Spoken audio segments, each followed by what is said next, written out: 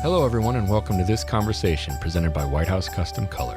Are you trying to mute me? No, it's just real loud, and I can't. I sold Amazon when it was $25. Listening to listen, not listening to respond. Yes. Oh, thank you for that. So my name is Bryan Caporicci. I am the CEO and founder at Sprout Studio. But more importantly than that, I've been a professional wedding and portrait photographer for over 15 years now. And so I know what it's like to sort of be in the trenches and be out there running a business and putting food on the table with your camera. And so when everything that has sort of started to come down with what's happening right now in the world and what has happened for the past few months and what continues to happen as we transition hopefully out of this current situation, I think it's given photographers a lot to really think about, both in terms of, how a photographer looks at their business, but also how a photographer plans the overall framework and the bigger picture of how they make money as a creator.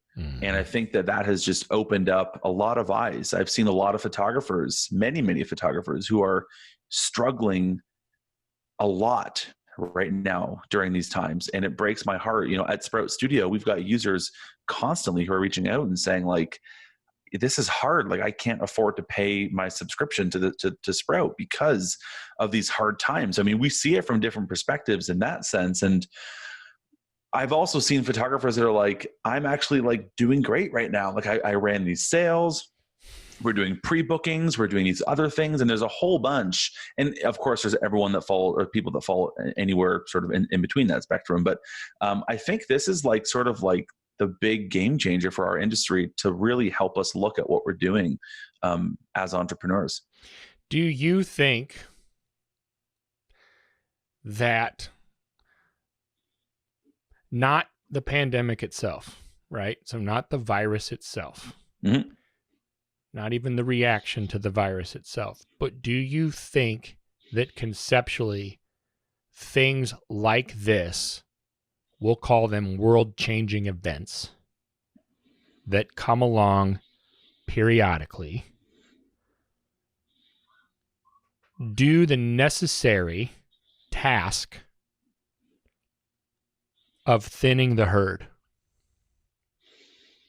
Oh, Jed, that's a hard question, but I'm trying to ask it respectfully. I don't mean to come across, of course, as condescending, but this has been weighing on me, for a while, because I hear you just said like you've heard the spectrum, so have I, and one of the hardest things that I have done in my career, I guess, in the last 20 some years is when you're having a conversation with somebody, right? And they're struggling and you need to give them some tough love. And you need to say things like, if you don't raise your prices, you are going to be another $15,000 in debt this time next year. And you have kids and you have a family and you're in charge of paying for electricity, right? And so it's kind of like something like this comes along, and those decisions, they can't be made flippantly anyway, but they really can't be made, offhandedly now. There's no place for nonchalance right now. Is that fair to say? Yeah, I think the thing that is really telling of this situation is it really underscores the problem for me with our industry and with photographers and the way the photographers think. I've for years have heard and have talked about the fact that photographers typically don't like the business side of what they do. They typically don't necessarily excel at the business side of what they do. We as photographers are creatives. We like to make, we like to be in front of clients. We like to play with our camera and buy more equipment. Yet as soon as you go into the conversation of business, which could be anything between sales and marketing and pricing and branding and customer experience and all those things, photographers just kind of their eyes sort of glaze over. And I say that as a broad stroke. Of course, there's many photographers that do focus on business, Right. but I think that problem that so many of us educators have been talking about for so many years gets underscored with this current situation, because those photographers who are business minded, who can pivot, who can be entrepreneurial about solutions, are able to survive through this, and those that aren't are not able to survive. So then let's dive right into the now what. Yeah. For people on both sides of that spectrum, because let's say there are people that are, they're making the lemonade out of these lemons right now. Kudos to them. Good job. Maybe you already know the now what. You have your own now what, and you're killing it. Fantastic. Because there are opportunities right now. We know that. Oh yeah, for sure. Yeah. There are just in banking and if you need some money right now to do this, that, or the other and take a shot, money is next to free right now in a lot of ways, right? So that's one example. Let's talk to those people on the side, but let's talk to the person that is the one that's struggling and doesn't know where to go and has trouble with this, that, or the other because they're a creative at heart, right? Yep. They're more right-brained, maybe is the best way to put it. Let's talk to them and answer the now what, or address the now what question. So you need to start thinking about how can you make money as an entrepreneur, and almost in a way, remove the label photographer just for a moment, put that aside, take that off, put it on the table, leave it there for a minute. As an entrepreneur, how can you, what skill set do you have that you can use in order to earn revenue, both as a business and obviously personal income, because that's what's going to end up being affected through all of this. And if you have staff, all that as well, obviously to consider. But what skill set do you have? If you think, just like the simplest way of looking at this, or the simplest example I can give, is the skill set that we have as photographers is transferable into so many other areas. You as a photographer know a lot more about composition and lighting and composing and technical details than the average person or the average entrepreneur or average other small business owner. So how can you get involved or help in those areas? There's so many businesses right now that are having to pivot what they do. They're having to transfer over to e-commerce. They're having to spin up websites when they've never had websites before. They're having to do live streaming when they've never had to do video before. There's all these things that so many people and so many businesses are having to pivot into. Just think for a minute, how can you help? Now, that doesn't necessarily mean that because Jed knows more about lighting, that all of a sudden Jed can make cash teaching lighting to local businesses. That's not what I mean by saying that. Right. Okay, good. But it's the idea is just to start thinking out of the box and to start thinking creatively about how can you continue to forge ahead potentially with making revenue, but also how can you forge ahead and build relationships and make connections that you may have otherwise not been able to make. I recently made a connection with a local greenhouse here because we're doing what everyone else is doing and we're outside and enjoying the weather and trying to build up our gardens. So this local greenhouse here, has this great online ordering system. I ended up connecting with the owner. I said, hey, you guys are struggling like crazy right now. Do you need can I help you guys in any way? Do you need photos? Do you need what do you need? And now I've been able to have this conversation and build a relationship with someone that otherwise I couldn't just call and say, I want to talk to the owner, but how we can co-market together. I couldn't just do that. I mean, maybe some people can, but now I've been able to make that connection in a way that I haven't been able to before. So it's not to say that he's going to all of a sudden turn around and start giving me checks for $1,000, but it's going to build a relationship and start that so that, I'm top of mind for him. I've got a relationship with him, and who knows what other opportunities can come of it. So is it stepping back and kind of looking at who you are and what your skill sets are, maybe with a lens that's less personal and maybe kind of from a third person perspective? It might even help to ask somebody that knows you, hey, what am I really good at? Or what do you, when you think of me, what do you think of that I can do that you can't do? Right. Because I feel like a lot of times we don't even know what we know.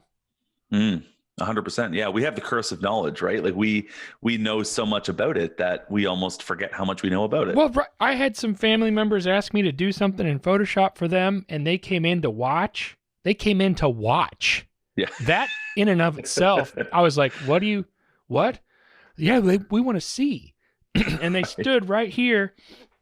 I don't remember what it was. They wanted me to remove something or switch something. And I did it real fast, just not even thinking about it. Muscle memory with my left hand on the keyboard. Their minds, I'm watching their minds get blown. And then it's making me think to myself, wow, there are things that I can do that people, because I forgot learning those things, right? And that compounds over time. And if you're a photographer, you know things on maybe you're a newborn photographer, right? But you have that guy like you're talking about, at the end of the block that's got his greenhouse. You can light babies. You can light plants. Mm-hmm. And he needs content for his website that he's struggling to put together. Well, you just put a website together last year, or you updated your website last month during your stay-at-home time, right? Yeah. And so we know how to do these things that many, many other people need that we can help with and actually be compensated for.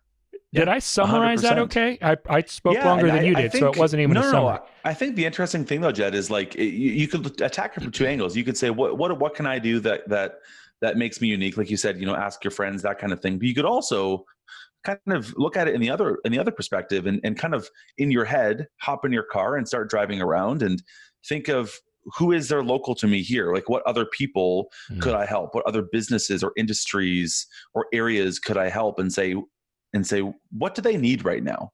Right. And think of it in that sense, in terms of like, what other ways can you be of service to people and to businesses and to industries? And I think that you'll start to realize like, holy cow, there's a lot that, I take for granted that like they're struggling in that area. I excel in that area, so I can certainly help. Now, how do you handle the scenario in that you don't want to come across as someone that's exploiting the circumstance, right? Either. You don't want to be the person that's like, hey, I can see that you need this, that, and the other. Right. And we just happen to be having a 25% off COVID sale. Right. Like relationally, what is your suggestion? Like you just did that with that guy. Like how do you broach that subject during something like this? I think that's where it comes from intent, right? Like if you approach it like a used car salesman, and no offense to anyone that's in the industry, but if you approach it with that, with that level of, I'm Canadian, I have to apologize for everything I do. If you approach it that way, I mean, it's going to come across that way. But if you approach it with the intent of saying, how can I help you? Right. Like, where are you struggling and how can I get involved and be of service to you so that you can run your business in a more optimal way. I think that if you come from that genuine place of just wanting to help and be in service of somebody, I think it will come across and be read that way. Whereas if you come across like trying to find a way to get quick cash, you're going to be seen through. Well, and even if it's not taken well, I always think too, don't do this once. Yeah, no, it's true. Yeah. Don't just give it a shot. Yeah. Giving this a shot means to talk to the guy at the greenhouse, talk to the guy that owns the shoe repair store, talk to the guy that owns, whatever, talk to the lady down that has the boutique that sells this, that, and the other. There are more than one. There's more than one person in your town. Yeah, for sure. that could use this, right? And everyone comes from who knows what they're dealing with too. Maybe somebody's like, I'm not interested. All right.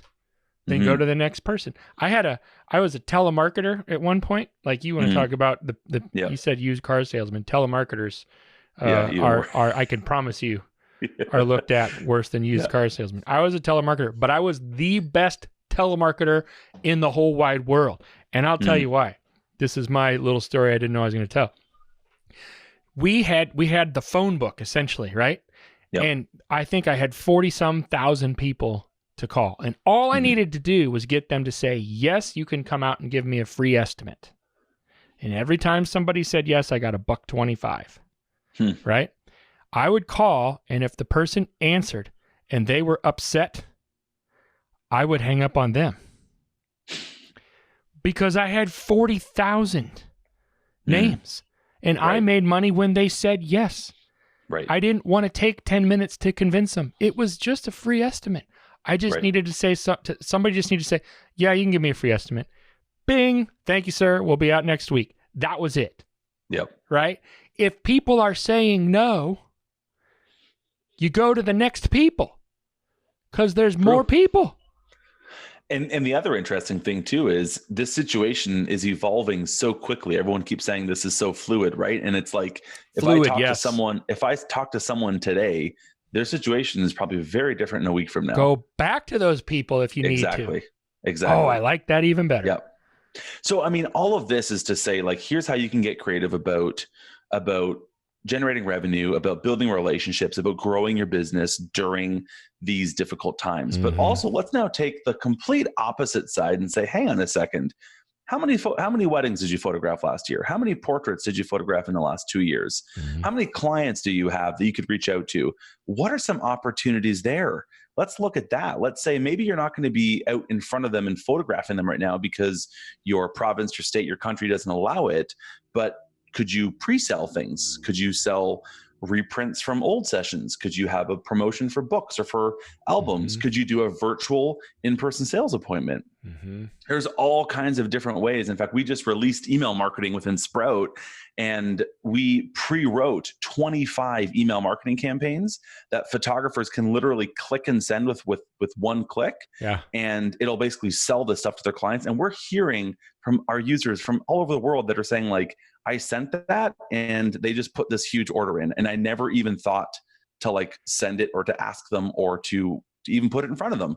And they're realizing, like, oh yeah, if I just ask, and if the opportunity's there, and if the timing makes sense, and if it makes sense for them, why wouldn't they? Right.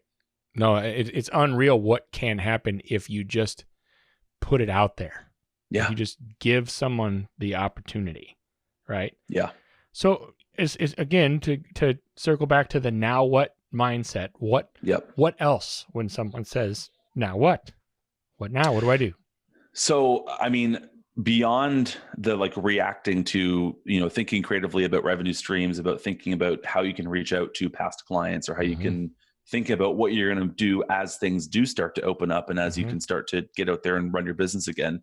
I think this has been a really good lesson to say, what kinds of systems do you have in place in your business? What kinds of fail safes do you have? How do your contracts look? Like, I think a lot of photographers are finding themselves where they're like, oh, I was not planned for this, both from a business systems perspective, from a legal contractual perspective, but also from a financial perspective.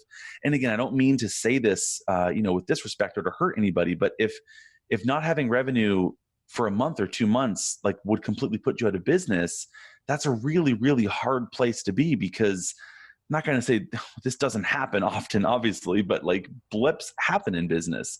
Like, and that's where I think this is we're going to see the effects of this in our industry for the next couple of years. Sure. No question. People are going to be a bit more guarded. I think a lot of things are going to change. And so if you haven't planned financially for that, if you've just been buying the latest Canon L mount lens with any extra money that you have, just be careful. You've got to make sure you have a contingency plan on the financial side as well. Well, and you can start right now. You can start today. Yeah. No, exactly. That's what I mean. It's like, now you can say, okay, do it now. What happens if what do I do if this happens again? Like, how do I make sure that I've got when this happens again? When this happens again. Because who knows what it looks like? We're not saying there's going to be a pandemic in September. I'm not saying that, but when whatever happens again. Yeah. Right? You fall, you break your leg and you're out for a month and a half. I was just going to say, it could be anything. It doesn't have to be this big thing, but what happens if you just get really sick, or you get mono and you can't be out shooting for three months, or what happens if this, like, who knows what's going to happen? Right. We're in business. And when we rely on us to be able and capable to be out and making money, if that doesn't happen, there's a lot of things that can get in the way there. So I think this is just a good lesson to be like, I need to get some good systems in place. I need to get things kind of not running on autopilot, but things need to be organized. Things need to be in a good place. And now is the best time to do that, because we're coming fresh out of this. We have a lot of time right now to be focusing on those kinds of things. Maybe instead of watching Netflix at night, we should be saying, let's get some good systems in place. Let's make sure that I've got a good customer journey map created. Let's make sure that my workflow makes sense. Let's make sure my website is in good standing order. Like, there's so much we can be doing right now. But that doesn't have to be an either or, right? That can be a True. both and, please. Well, I don't know. For some people. Yeah. So I teach a lot on productivity, and productivity best practices definitely says that multitasking is a complete fallacy, and it's going to be hard to really focus and really get meaningful work done if you're also distracted by, Ozark playing on the other screen. But I guess to each their own, I suppose. I can't. It's hard to argue that if you're trying to do a bunch of different things at once, that I mean everything's gonna suffer. Even that time that you want to spend watching Ozark is gonna suffer if you have a spreadsheet open in front of your face on a laptop. I think we've all been there. And I think if you think of the example of like you're watching a TV show and you got your phone in front of you, we used to call this, like in the early days, like 10 years ago, we have a second screen. Now we have like always a second screen and a third and a fourth and a 10th. But if you think about it, how many times have you had to like pause and rewind the show because you kind of missed something important because you were in your phone, right? I and then don't even want to admit, right? But that happens on a regular basis, and it's so terrible. And imagine you're trying to do something meaningful, like, write content for your website or write a blog post or write some sales letters or things like that. It's going to suffer for sure. So you're better off focusing on one at a time. I think that's hard. That's hard to argue. Mm-hmm. Plug yourself a little bit here. Where can people go to find out more about you and what you guys offer? Yeah, for sure. So we've got, like I said, Sprout Studio. We have a podcast as well, The Business of Photography. We're on episode 430 something right now. So we try to help photographers run better businesses. We do that with education, obviously with the podcast. I teach and speak around North America, but we also write educational articles on our site. And then also if you need a tool, if you need a system like Sprout, which basically lets you run your business in one place, then you can check that out. And pretty much everything for that is at getsproutstudio.com. Thanks for your time, Bryan. I really appreciate it. It was good to have this conversation with you back and forth, kind of face to face. Yeah, for sure. It's my pleasure. And it was kind of nice to be on, I say this side of the microphone, but I'm still on the same side of the microphone, but on this side of the discussion, I suppose, is maybe more what it's like. I like it. Yeah. Well, I hope we get to do more of these in the future. I think there's a lot more there for us to unpack, and I appreciate your time, my friend. Absolutely. Thank you. Have a good one. You too. Hey guys, thanks for watching this conversation presented by White House Custom Color on YouTube. Be sure to check out our other content and click that subscribe button right there. Right there. It's there somewhere.